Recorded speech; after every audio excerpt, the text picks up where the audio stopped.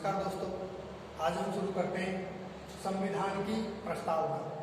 संविधान की प्रस्तावना के बारे में कुछ इम्पोर्टेंट फैक्ट हैं, वो मैं आपके सामने लेकर के आया हूँ।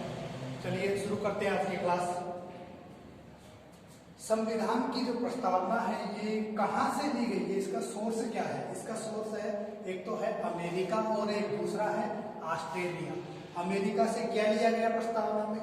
अमेरिका से प्रस्तावना में ढांचा है, जो प्रस्तावना का जो ढांचा है वो कहाँ से लिया गया है? अमेरिका से, अमेरिका के संविधान से प्रेरित है। और प्रस्तावना की जो भाषा ली गई है वो कहाँ से ली गई है? ये ऑस्ट्रेलिया से ली गई है। प्रस्तावना की भाषा ऑस्ट्रेलिया से, ढांचा अमेरिका से लिया गया है। प्रस्तावना क्या है? संविधान सभा में एक उद्देश्य प्रस्ताव पारित किए गए थे, वो कब प्रस्तुत किए गए थे? 13 दिसंबर 1946 को। कब किए गए? 13 दिसंबर 1946 को प्रस्तुत किए गए थे। यही उद्देश्य प्रस्ताव जब पारित होने के बाद संविधान बना तो भारत के संविधान की प्रस्तावना में कन्वर्ट हो गए। यही उद्देश्य प्रस्ताव किसमें कन्वर्ट हुए? ये उद्देश्य प्रस्ताव ही प्रस्तावना में कन्वर्ट हुए। कब हुए? 26 जनवरी 1950 को जैसे ही संविधान लागू हुआ। अंगीकृत कब किया गया? 26 नवंबर को किया गया था। तो इस तिथि को ये प्रस्तावना में कन्वर्ट हो गए थे। यही प्रस्तावना है। तो उद्देश्य प्रस्ताव कब प्रस्तुत किए गए? 13 दिसंबर 1946 को। किसने किए? पी नेहरू ने। पी नेहरू, पंडित जवाहरलाल नेहरू ने प्रस्तुत किए थे 13 दिसंबर 1946। इस दिन क्या था? 13 दिसंबर 1946 को संविधान सभा की तृतीय बैठक हुई थी, थर्ड बैठक। तृतीय बैठक 13 दिसंबर 1946 को हुई थी, जिसमें उद्देश्य प्रस्ताव प्रस्तुत किए गए थे। ये उद्देश्य प्रस्ताव बाद में चर्चा चलती रही।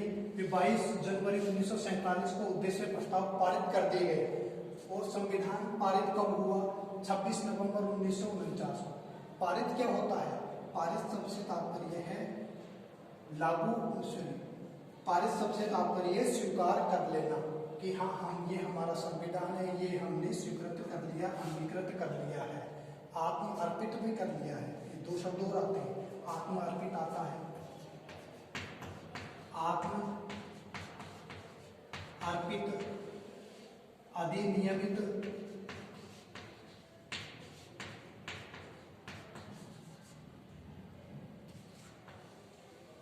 ये दो शब्द और देखने को आपको मिलेंगे। संविधान लागू कब हुआ? 26 जनवरी 1950 को लागू हुआ। ये बाद में पढ़ेंगे।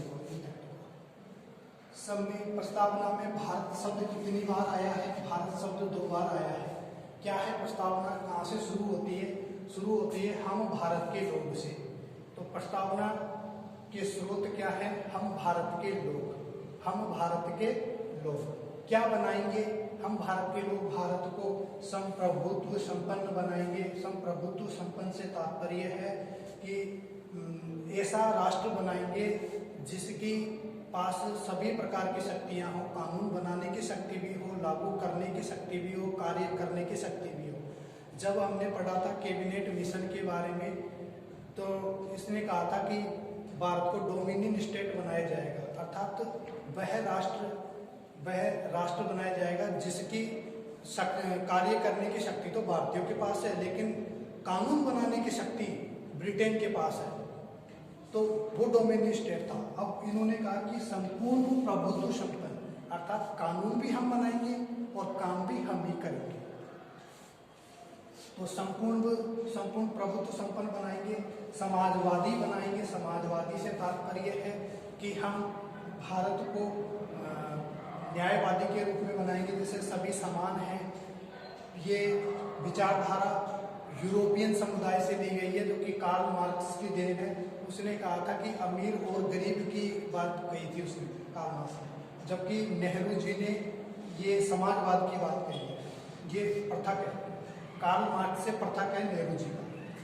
पंथ निरपेक्ष बनाएंगे। पंथ निरपेक्ष से तात्पर्य है कि हमारे राष्ट्र का कोई धर्म नहीं होगा, लोगों का धर्म हो सकता है, जैसे आपका धर्म हिंदू, मुस्लिम, सिख, ईसाई कुछ भी हो सकता है, लेकिन संविधान की दृष्टि में आपका कोई धर्म नहीं है, हमारे राष्ट्र का कोई धर्म नहीं है, पंथ निरपेक्ष बनाएंगे जिसका कोई एक धर्म नहीं है, सभी धर्मों को मानने वाले हैं। लोकतंत्र से तात्पर्य है कि ऐसा शासन जो जनता के लिए जनता के द्वारा जनता के लिए ही चुना जा रहा है, जनता के द्वारा ही किया जा रहा है, वो लोकतंत्र कहलाता है। जनता के द्वारा जनता के लिए अब्राहम लिंकन ने परिभाषा दी थी लोकतंत्र की। अब्राहम लिंकन ने लोकतंत्र की परिभाषा दी, जनता का शासन जनता के द्वारा जनता के लिए। गणतंत्रवादी बनाएंगे, गणतंत्र से तात्पर्य कि हमारा जो शासक होगा वो वंशानुक्रम नहीं होगा। क्या नहीं होगा? वंशानुक्रम।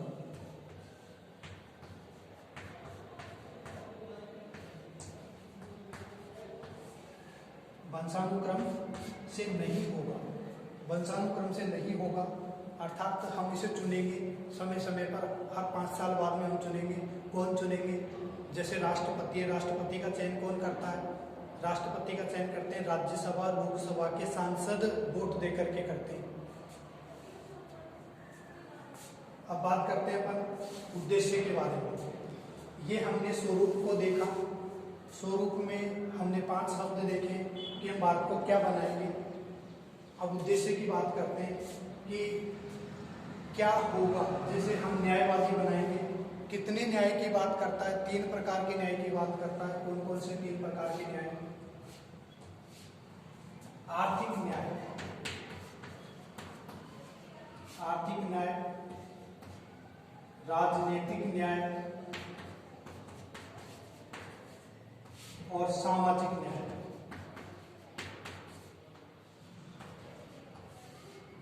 आर्थिक न्याय, सामाजिक न्याय और राजनीतिक न्याय, ये 3 प्रकार के न्याय की बात करता है। तो न्यायवादी बनाएंगे, स्वतंत्रता प्रदान करेंगे, स्वतंत्र बनाएंगे, समानता, व्यक्तित्व की गरिमा को महत्व देंगे, राष्ट्र की एकता अखंडता को बनाए रखेंगे और बंधुत्व की भावना को जन्म देंगे कि यह संपूर्ण राष्ट्र हमारा है, हम राष्ट्र के हैं। इस प्रकार का हम भावना को हम जन्म देंगे। तेरा मेरा इस भावना को हम जन्म नहीं देंगे। बंधुत्व। अब बात करते हैं प्रस्तावना को किस किसने क्या कहा है। प्रस्तावना को जैसे संविधान का परिचय पत्र कहा, संविधान का परिचय पत्र किसने कहा? N.A. पालकीवाला। N.A. पालकीवाला ने संविधान का परिचय पत्र कहा है। किसको? प्रस्तावना को। संविधान की आत्मा कहा है किसने? पंडित जवाहरलाल नेहरू ने। किसको कहा? प्रस्तावना को कहा। हाँ, एक शब्द आप ये भी सुनेंगे, पर्सन है वो, कि संविधान की आत्मा भीमराव अम्बेडकर के अनुसार क्या है? अनुच्छेद 32। यहाँ लिख देता हूँ।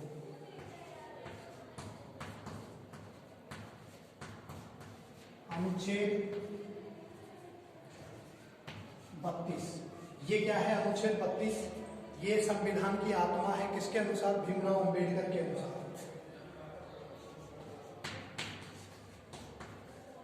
संविधान की आत्मा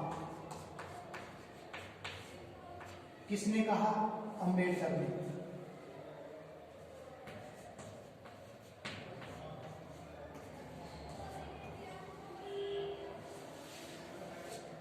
अम्बेडकर ने संविधान की आत्मा कहा है अनुच्छेद 32 को। पंडित नेहरू ने संविधान की आत्मा कहा इसको? प्रस्तावना को। तो इस प्रकार से ये टॉपिक कुछ ये छूट गया कि केशवानंद भारती केस क्या है। केशवानंद भारती बनाम केरल राज्य, ये वाद आया था 1973 में। इसमें ये कहा गया था कि प्रस्तावना संविधान का अंग है, इसमें संशोधन किया जा सकता है, लेकिन इसके मूल ढांचे में कोई परिवर्तन नहीं है। किसमें परिवर्तन नहीं हो? इसके मूल ढांचे में कोई परिवर्तन नहीं हो। फिर बेरूवारी संविधान मामला आया था 1980 में, जिसमें ये कहा गया था कि प्रस्तावना में संशोधन नहीं किया जा सकता। बेरूवारी संविधान मामला 1980, यहाँ से क्वेश्चन पूछे जाते हैं। केशवानंद भारती मामला 1973, बेरूवारी 1980। तो ये संविधान की प्रस्तावना के बारे में इम्पोर्टेंट फैक्ट यहाँ से क्वेश्चन पूछे जाते हैं। पूछ लेते हैं कि प्रस्तावना अमेरिका के संविधान से और भाषा ऑस्ट्रेलिया के संविधान से। उद्देश्य प्रस्तावना क्या है? ये उद्देश्य प्रस्ताव का ही रूप है। उद्देश्य प्रस्ताव 13 दिसंबर 1946 को पारित 22 जनवरी को संविधान पारित, 26 नवंबर 1949 को लागू, 26 जनवरी 1950 को। हम भारत को क्या बनाएंगे? हम भारत के लोग बनाएंगे संपूर्ण प्रभुत्व संपन्न समाजवादी अंतर्निरपेक्ष लोकतंत्रात्मक गणतंत्रवादी। इस प्रकार की ये प्रस्तावना हो गई। Thank you. मिलते हैं अगली क्लास में। वीडियो को लाइक करें, चैनल को सब्सक्राइब करें और आगे शेयर भी करें। Thank you. मिलते रहेंगे अगली क्लास में।